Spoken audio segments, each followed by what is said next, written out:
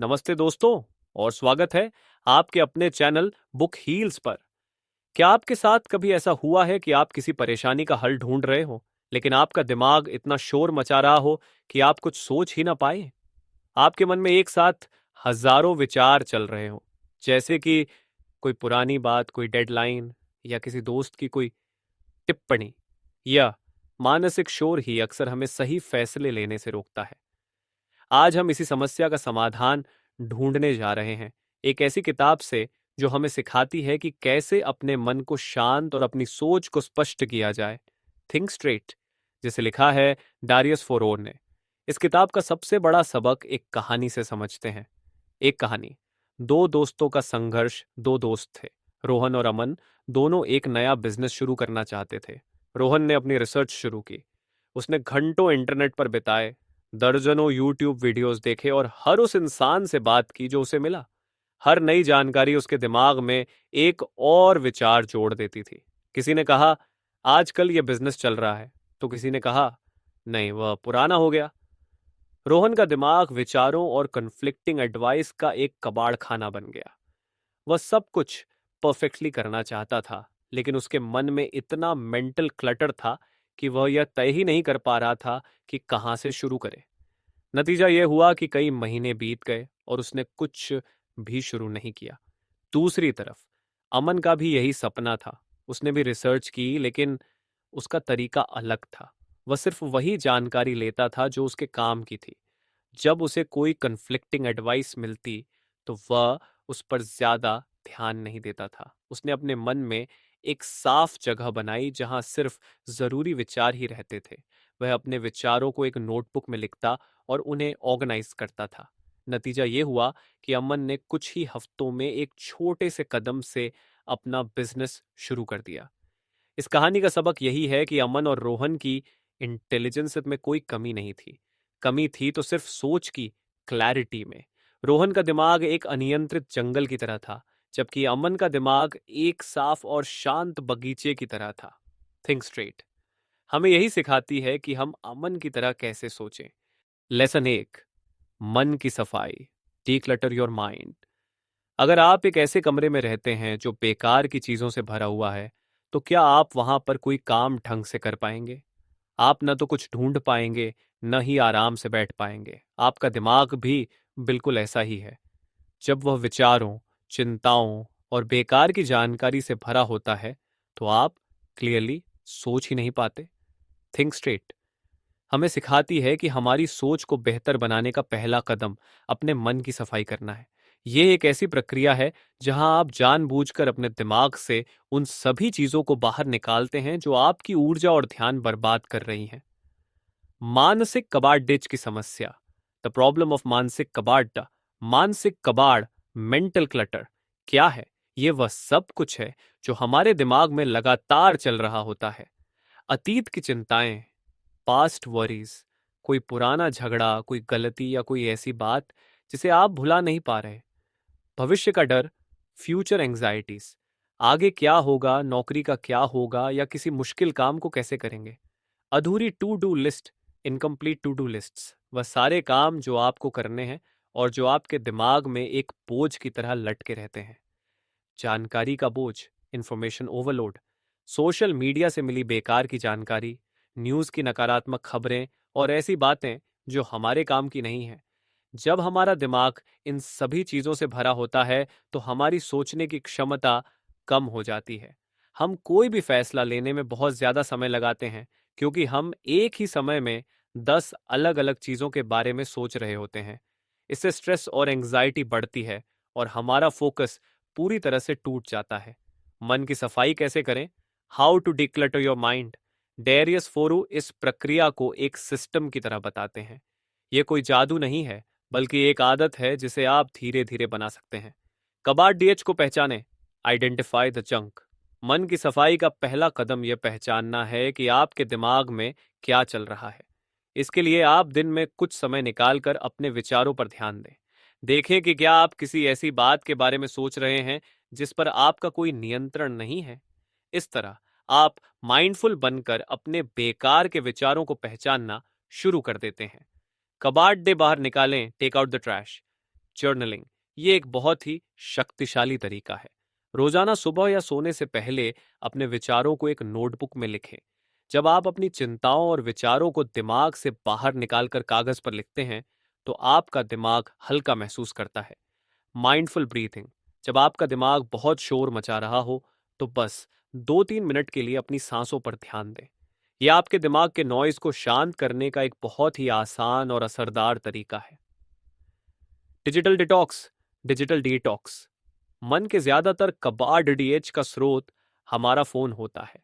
अपने फोन को दिन में कुछ समय के लिए साइलेंट पर रखें या कमरे से बाहर रख दें। सोशल मीडिया और न्यूज देखने का समय तय करें ताकि बेकार की जानकारी आपके दिमाग में ना आए। एक साफ सुथरा मानसिक माहौल बनाएं। Create a clean mental space. एक बार जब आप कबाड़ बाहर निकाल देते हैं, तो आपको अपने मन को साफ रखना भी सीखना होगा। एक समय में एक काम, सिंगल टास्किंग, मल्टीटास्किंग से बचें। जब आप एक काम कर रहे हों तो अपनी पूरी ऊर्जा और ध्यान उसी पर लगाएं। इससे आपका काम बेहतर होता है और आपका दिमाग शांत रहता है। टू डू लिस्ट को व्यवस्थित करें।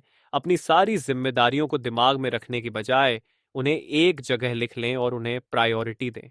जब आप ऐसा करते हैं तो आपका दिमाग हल्का महसूस करता है, क्योंकि उसे याद रखने का बोझ नहीं उठाना पड़ता। डेरियस फुरू कहते हैं कि आपका दिमाग एक बहुत ही मूल्यवान उपकरण है। इसे बेकार के विचारों और जानकारी से भरकर इसे खराब ना करें।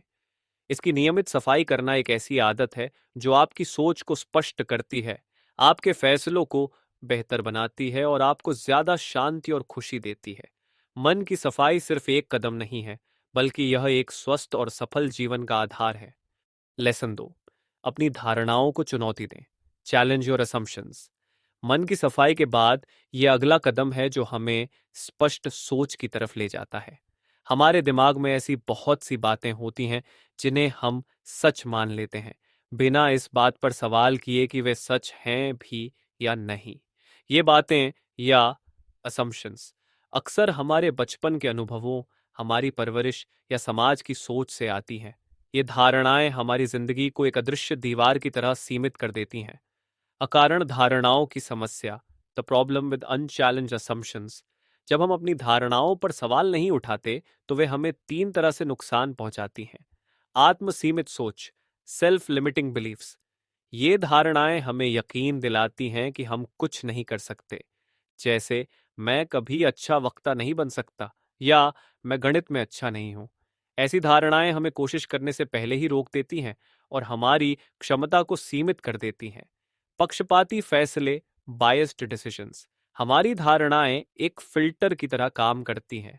हम सिर्फ वही जानकारी देखते हैं जो हमारी सोच को सही साबित करती है और बाकी सभी जानकारी को नजरअंदाज कर देते हैं।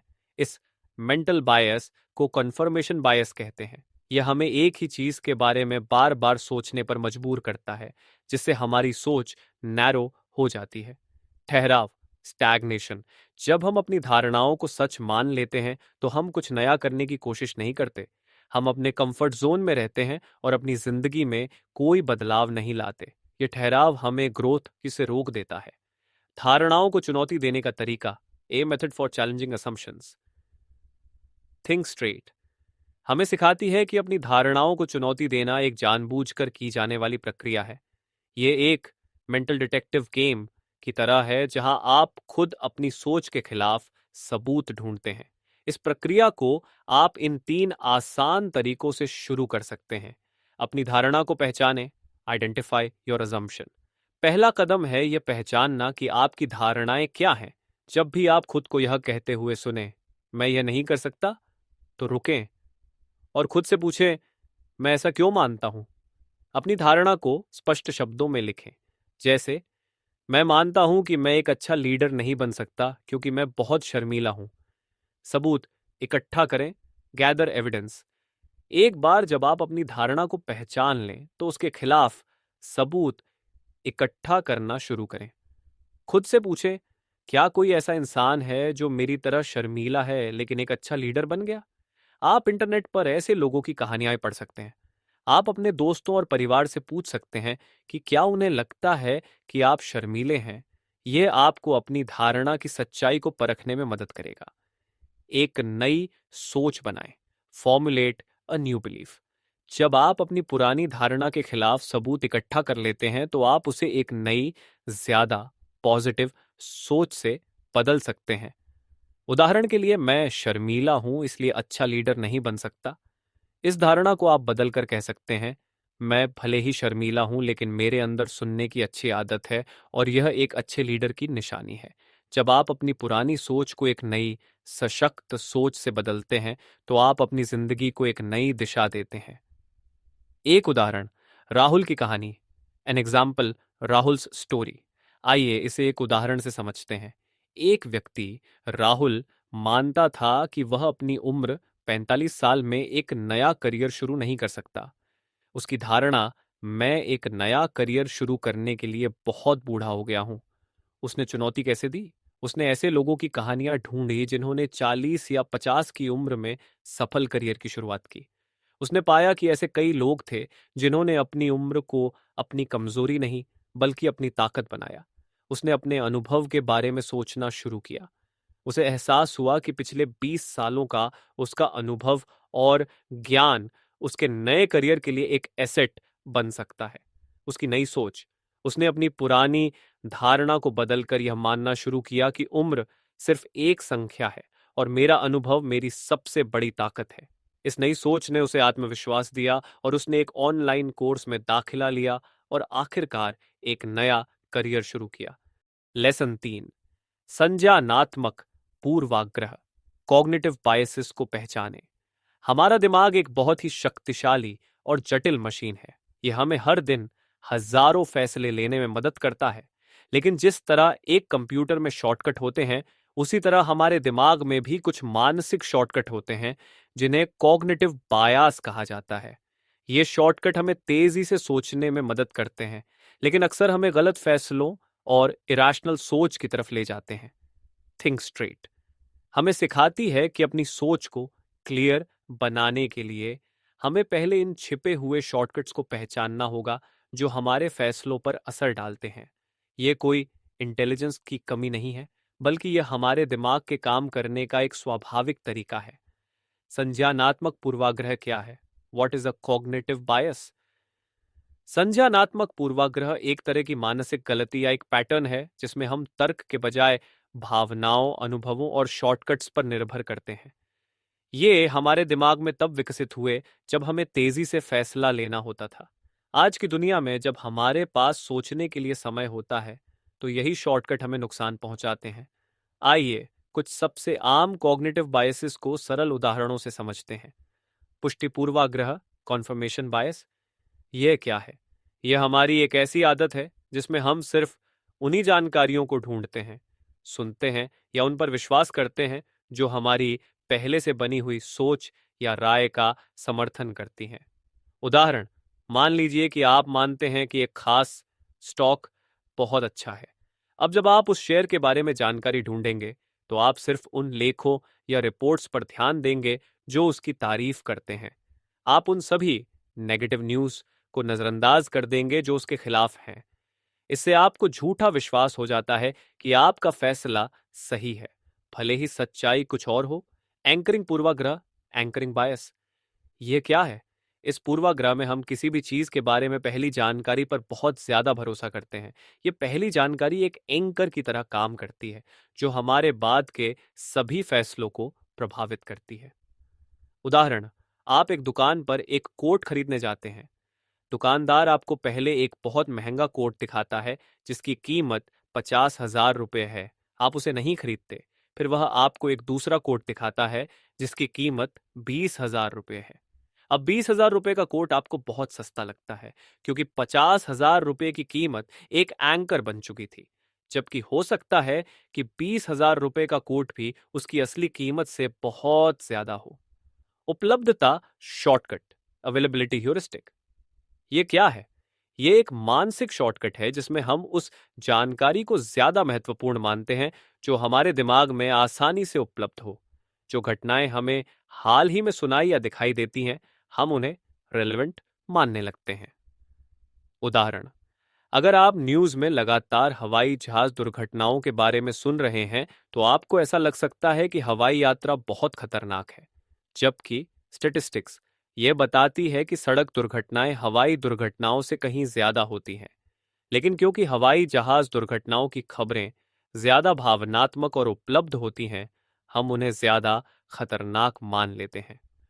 डूबा हुआ लागत का भ्रम, संक कॉस्ट फैलेसी, ये क्या है? यह वह भ्रम है जहां हम किसी काम में बहुत ज्यादा समय, पैसा या ऊर्जा लगा चुके होते हैं और वह काम विफल हो रहा होता है, फिर भी हम उसे जारी रखते हैं। हम सोचते हैं कि जो हमने अभी तक लगाया है उसे बर्बाद नहीं कर सकते। उदाहरण, आपने एक मूवी टिकट खरीदी है और फिल्म बहुत खराब है, लेकिन क्योंकि आपने पैसे खर्च कर दिए हैं, आप सोचते हैं कि आपको फिल्म पूरी देखनी चाहिए ताकि आपके पैसे बर्बाद ना हो। जबकि असली तर्क यह कहता है कि आपको फिल्म छोड़कर अपना समय बचाना चाहिए। पूर्वाग्रहों पर काबू कैसे पाएं? How to overcome biases. इन पूर्वाग्रहों को पूरी तरह से खत्म करना मुश्किल है, लेकिन थिंक स्ट्रेट हमें सिखाती है कि हम इन पर काबू पा सकते हैं। आत्म जागरूकता का अभ्यास, प्रैक्टिस सेल्फ अवेयरनेस। पहला और सबसे जरूरी कदम है यह स्वीकार करना कि आप इन पूर्वाग्रहों के शिकार हो सकते हैं। हर बड़े फैसले से पहले खुद से पूछें, क्या मैं सिर्फ वही जानकारी देख रहा हूं जो मेरी सोच का समर्थन करती है, या क्या मैं किसी पुरानी जानकारी पर ज्यादा भरोसा कर रहा हूं? विविध दृष्टिकोण लें, सीक डाइवर्स पर्सपेक्टिव्स। उन लोगों से बात करें जो आपसे अलग सोचते हैं। उनकी राय सुने और समझें कि वे ऐसा क्यों सोचते हैं। यह कॉन्फर्मेशन बायस को तोड़ने का सबसे अच्छा तरीका है। एक व्यवस्थित सोच का ढांचा अपनाएं। Use a structured thinking framework. किसी भी बड़े फैसले से पहले अपने विचारों को लिख लें। एक कागज पर प्रोज और कॉन्स की लिस्ट बनाएं। इससे आप भावनाओं के बजाय तथ्यों और तर्क पर ध्यान दे पाते हैं। लेसन 4, अपनी सोच को सरल बनाएं। Simplify your thinking. हमने अब तक यह सीखा है कि कैसे अपने मन की सफाई करें, अपनी धारणाओं को चुनौती दें और संज्ञानात्मक पूर्वाग्रह, कॉग्निटिव बायसेस को पहचानें। इन सब का अंतिम लक्ष्य यही है कि हम अपनी सोच को इतना सरल बना लें कि हम जीवन में स्पष्ट और प्रभावी फैसले ले सकें। अक्सर जब हमारे सामने कोई समस्या आती है, तो हम उसे इतना जटिल बना देते हैं कि उसका हल निकालना नामुमकिन सा लगने लगता है।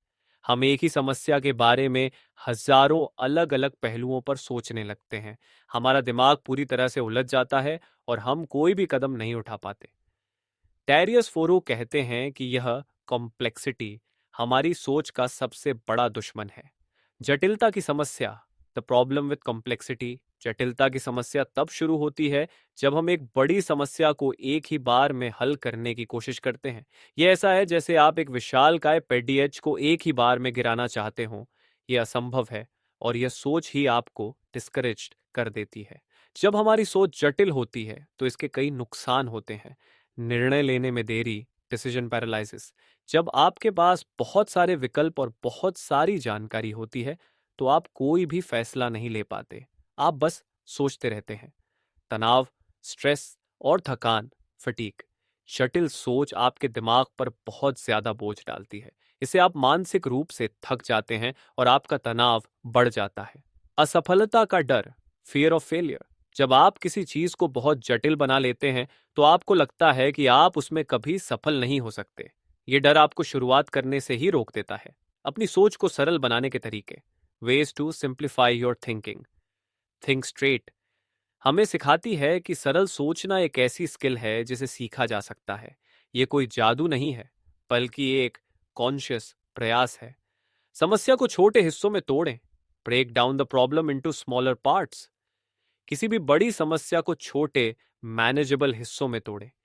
यह सबसे पहला और सबसे महत्वपूर्ण कदम है। मान लीजिए आपका लक्ष्य एक किताब लिखना है। यह एक बहुत बड़ा और जटिल लक्ष्य है, लेकिन अगर आप इसे छोटे हिस्सों में तोड़ दें, जैसे आज सिर्फ 500 शब्द लिखो, अगले हफ्ते सिर्फ पहले अध्याय की रूपरेखा, आउटलाइन बनाओ। जब आप ऐसा करते हैं तो आपका दिमाग इस काम को आसान मानता है और आप बिना किसी डर के शुरुआत कर पाते हैं। जरूरी और गैर जरूरी में फर्क करें। Distinguish between essential and non essential. जब आप किसी समस्या का हल ढूंढ रहे हों तो खुद से पूछें, इस समस्या का सबसे महत्वपूर्ण हिस्सा क्या है? और क्या मैं किसी ऐसी बात पर ध्यान दे रहा हूं जो ज्यादा जरूरी नहीं है? परेटो प्रिंसिपल, 80-20 नियम, इस सिद्धांत का इस्तेमाल करें। यह कहता है कि किसी भी चीज के 20% कारण 80% परिणाम देते हैं। अपनी समस्या के सबसे महत्वपूर्ण 20% कारणों को पहचानें और उन पर ध्यान केंद्रित करें। उदाहरण के लिए, अगर आपको अपना बिजनेस बढ़ाना है तो 80% मार्केटिंग स्ट्रैटेजी पर ध्यान देने की बजाय उन 20% सबसे महत्वपूर्ण क्लाइंट्स पर ध्यान दें जो आपको 80% मुनाफा देते हैं। एक समय में एक ही काम करें। Focus on one task at a time. Multitasking एक भ्रम है। जब आप एक ही समय में कई काम करने की कोशिश करते हैं तो आपकी सोच जटिल हो जाती है और आपकी ऊर्जा बिखर जाती है। अपनी पूरी एनर्जी एक ही काम पर लगाएं। जब आप ऐसा करते हैं तो आपका दिमाग शांत रहता है, आपकी सोच स्पष्ट होती है और आप ज्यादा एफिशिएंटली से काम कर पाते हैं। कम ही ज्यादा है कि मानसिकता अपनाइए। Embrace a less is more mindset. Robert Kiyosaki भी अपनी किताब में यही कहते हैं। हमें हर काम को सही से करने के लिए ज्यादा चीजों की जरूरत नहीं होती। एक सक्सेसफुल प्रोजेक्ट के लिए आपको हजारों टूल्स और सॉफ्टवेयर की जरूरत नहीं है। अक्सर एक साधारण सी टूल से ही काम हो जाता है। यह मानसिकता हमें फिजूल की चीजों और सूचनाओं के पीछे भागने से रोकती है, जिससे हमारी सोच और जीवन दोनों सरल होते हैं। सरल सोच का फायदा, the benefit of simple thinking. सरल सोच हमें सिर्फ समस्याओं को हल करने में ही मदद नहीं करती, बल्कि ये हमारे पूरे जीवन में शांति और स्पष्टता लाती है। जब हमारी सोच सरल होती है तो हम अपने फैसलों पर ज्यादा विश्वास करते हैं, हम आसानी से एक्शन ले पाते हैं और सफलता की तरफ तेजी से आगे बढ़ते हैं। ये हमें यह भी सिखाती है कि जीवन में सब कुछ परफेक्ट नहीं हो सकता। हमें बस एक गुड इनफ हल खोजना है और उस पर काम करना है। ये परफेक्शनिज्म के जाल से बाहर निकलने का भी एक तरीका है। तो दोस्तों, आज हमने डेरियस फोरुक्स की शानदार किताब थिंक स्ट्रेट के जरिए जाना कि कैसे अपनी सोच को स्पष्ट और शांत रखना हमारी सबसे बड़ी ताकत बन सकता है। हमने सीखा कि कैसे अपने मन की सफाई करनी है, अपनी पुरानी धारणाओं को चुनौती देनी है और उन मानसिक पूर्वाग्रहों, कॉग्निटिव बायसेस को पहचानना है जो हमें गलत फैसलों की तरफ ले जाते हैं। सबसे जरूरी सबक यही है कि जटिल सोच एक आदत है जिसे सरल बनाकर हम जिंदगी में बेहतर फैसले ले सकते हैं। आज की एक सबसे खास टिप, इस किताब से मैं आपको एक सबसे खास टिप देना चाहूंगा। जब भी आपके सामने कोई बड़ी और मुश्किल समस्या आए तो उसे एक ही बार में हल करने के बारे में न सोचें। इसके बजाय उस समस्या को छोटे, बहुत ही छोटे हिस्सों में तोड़ दें। फिर सिर्फ एक हिस्से पर ध्यान दें। यह आपके दिमाग के बोझ को हल्का कर देगा और आप बिना डरे शुरुआत कर पाएंगे। अगर आपको यह वीडियो पसंद आया तो इसे लाइक जरूर करें।